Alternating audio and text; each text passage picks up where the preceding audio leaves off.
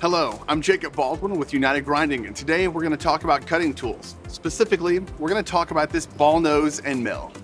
In milling machines, ball nose end mills are typically used for finishing processes where smaller amounts of material are removed and surface finish requirements are higher.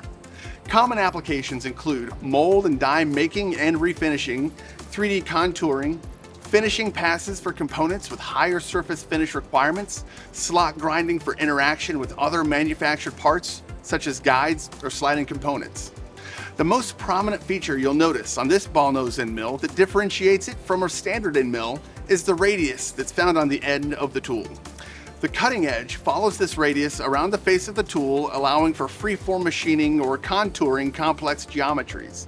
The rounded geometry of the tool allows for more even distribution of cutting forces, a benefit perfectly suited for finishing delicate or intricate features on a workpiece. One of the most popular features that tool grinders who make ball nose end mills enjoy about the Walter grinders is the one-pass option inside of our Tool Studio software. The one-pass option allows a single wheel to grind the face, the radius, and the OD of the tool in a single pass. Customers who grind ball nose end mills on Walter grinders prefer the 5-axis gantry-style kinematics, delivering smooth transition and the multi-axis movement of the grinding wheel.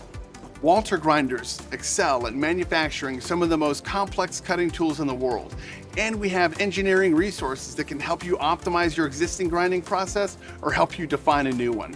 So if you've got a grinding project for cutting tools or anything else, give us a call.